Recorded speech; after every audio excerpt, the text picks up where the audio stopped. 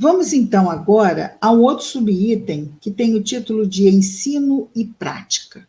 Ensino e Prática. Começa aqui no versículo 38 do capítulo 12. Em seu ensino, dizia Jesus, vede o proceder dos escribas que querem andar com estolas, saudações nas praças. Estolas são aqueles panos distintivos que se colocavam nas roupas. Aqui o tradutor coloca traje longo utilizado pelos sacerdotes, doutores da lei, reis e pessoas distintas. Então, os escribas querem, Jesus chama a atenção para isto, vede o proceder dos escribas que querem andar com estolas, saudações nas praças, as primeiras cadeiras nas sinagogas, os primeiros reclinatórios nas ceias. Reclinatórios seriam as nossas cadeiras hoje em dia.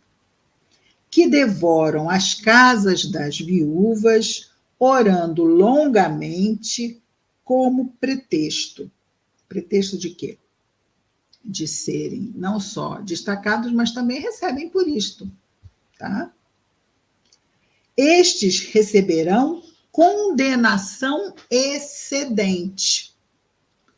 E sobre isso vale até hoje. Se existe um papel de representante em qualquer nível que seja, em qualquer religião que seja, se existe algum tipo de fala ou representação do divino através do humano, esta é uma grande responsabilidade, a qual não deve ser o quê?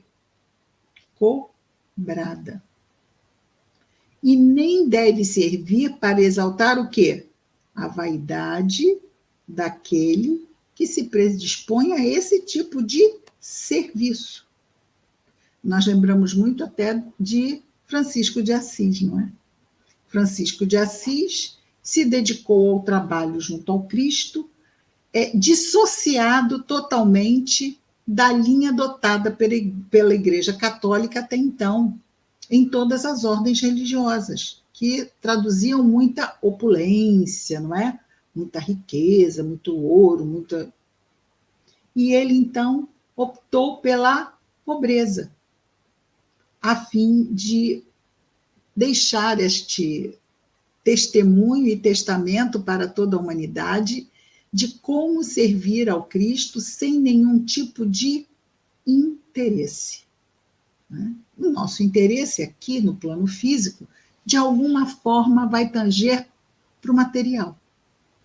Que não seja em termos monetários, mas também em termos de insuflação das paixões, do orgulho. Eu sou presidente de casa espírita.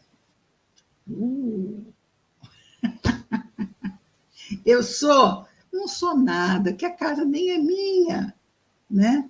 Nós estamos, e qualquer função que desempenhemos é não apenas provisória, como a serviço de, em prol do alto, os frutos são do alto, nós somos simplesmente agentes terceirizados, que a única manifestação que podemos ter com relação a isso é a nossa gratidão.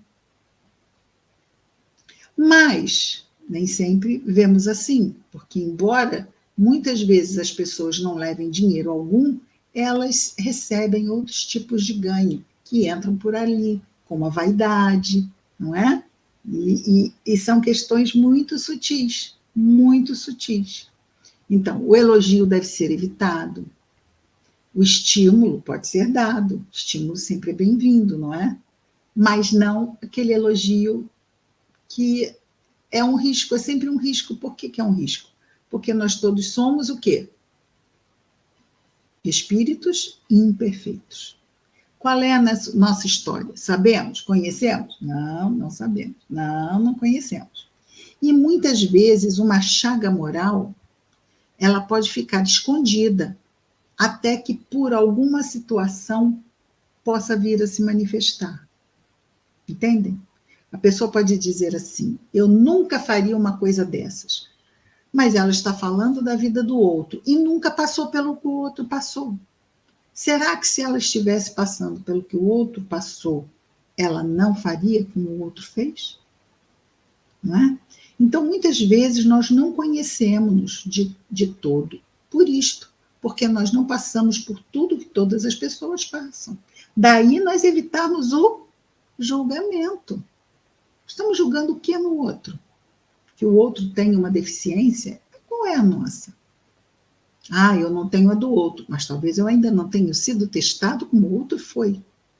Né? E aí, quando eu faço umas coisinhas dessas, eu estou praticamente dizendo o quê para o alto? Pode me testar. Pode me testar. Então, a gente tem que ter cuidado com o que a gente fala, não é?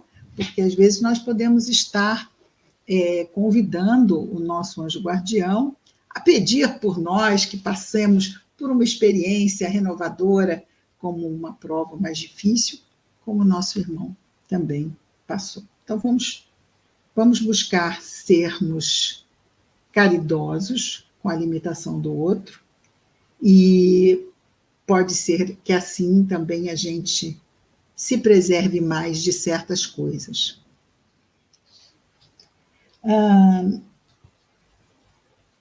Versículo 38, certo? Eu não comecei a ler, comecei. Em seu ensino dizia: vede o proceder, comecei sim, o proceder dos escribas que querem andar com estolas, saudações nas praças, as primeiras cadeiras, assim, esses receberão condenação excedente. Fazer uso do poder, sim, porque é um poder. Muitas pessoas se impressionam com uma pessoa numa função religiosa, não é verdade? Ai, mas você é isso assim, assim, então criam expectativas. Mesmo que a gente as desconstrua, a pessoa, não, eu entendo, né? Claro, claro, tudo é do Senhor. Mas você está aqui, não é? E você está fazendo a função. Ou seja, as pessoas têm sim muitas vezes essa predisposição, até porque querem confiar. E nós, de alguma forma, vamos ser o quê? Os representantes. Então, vai haver esta associação muitas vezes. E é muito grande a responsabilidade de nós usarmos essa realidade, né, da função em si, para tirarmos partido e proveito pessoal. É horrível pensar uma coisa dessa, e isso tem consequências muito graves e muito sérias para o espírito imortal. Então, não é absolutamente aconselhável, e aqui Jesus diz: esses receberão condenação excedente, porque não estão fazendo aquele, vamos lembrar aqui daquele golpe do vigário, né? Aquele golpe de tirar proveito, contando uma história e tal, não sei o quê, mas estão fazendo isso com a sua função de representantes do alto. Isso é muito grave. Daí ser uma punição excedente.